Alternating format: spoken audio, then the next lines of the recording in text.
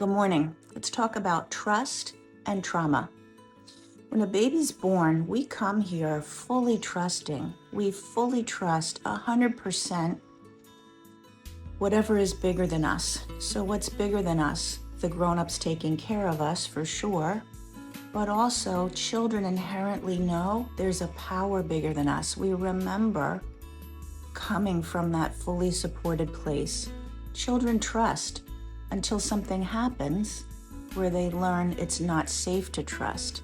When something happens, they learn I can't fully trust and I have to figure out how to keep myself safe.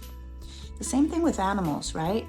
Animals out in the wild, they trust until they have the experience not to. But most animals, if you come up to them and they've never had a bad experience, they're curious, they're inquisitive, they might even come right up to you. It's only when animals have had the experience that their safety is at stake that they stop trusting. Trust is an inherent part of our spirit, and it's trust in a power that's here to take care of us, that's here to support us and fully deliver what we need in our life. The trust gets broken when the trauma shows up, right? I'm going to come back to that. Last week, I had 2 conversations with 2 different friends of mine. These are women who don't know each other. One lives in Texas, one lives in Oklahoma.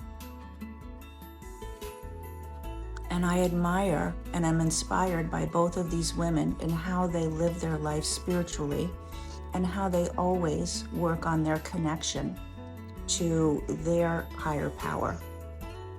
So my one friend who lives in Texas, Kelly, she was talking about how you never find in the Bible anywhere, any stories that Jesus was ever running. He was never running to the next thing. He was never worried about getting it done. He never felt the pressure. He moved through his life with a certainty and a knowing that he was fully supported, that there was no reason for him to run and work hard because everything that he needed to do was going to get done. He knew that. He knew there was a power bigger than him that he could lean into. We have the same power. We forget to lean into it and we stop trusting when things happen to us where we learned we couldn't trust, we had to cope. Okay, so that was my one friend Kelly one day. Another day, my friend Nitzi, who's in Oklahoma, we're talking about birds. We were talking about birds flapping their wings and flapping their wings and flapping their wings to try to fly like human beings, working hard, struggling, trying to figure it out. And when a bird flies above the jet stream, and the jet stream is turbulence, okay? When the bird flies above the turbulence, then the strength of the turbulence and the power of that wind allows them to just stretch out their wings and soar. They can stop efforting and flapping. It was a great conversation. My friend Mitzi's so smart.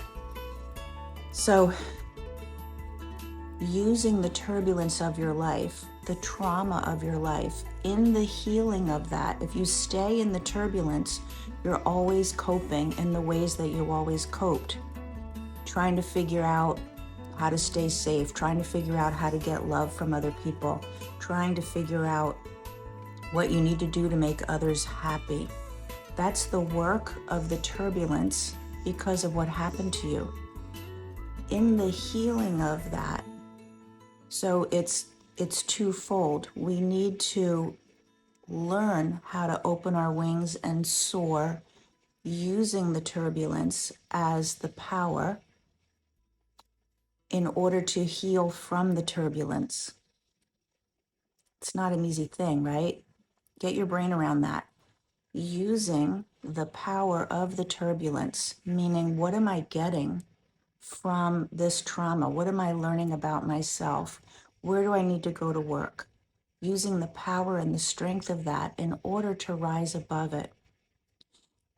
And in all of that in learning where's the power and the strength, we learn how to surrender.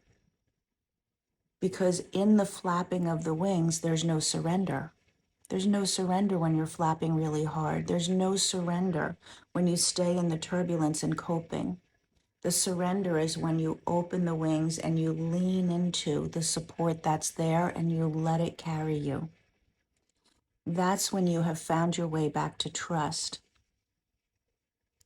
And it's difficult. I know, I get it. It's difficult when you don't feel like you can trust the people around you. But it's not about trusting there. It's about trusting the power within you. It's about trusting that spirit, that energy that's already in you, that's waiting to lift you above the turbulence. But you have to let it. When trauma has broken our trust, it breaks it everywhere. And then we really feel, even if we're thinking up here, I know there's a God, I know there's, I can have faith. We think it, but then we go back and we keep working really hard. You know how I know? Because that's what I've done. It's the surrender of the working really hard and the getting back to the trust.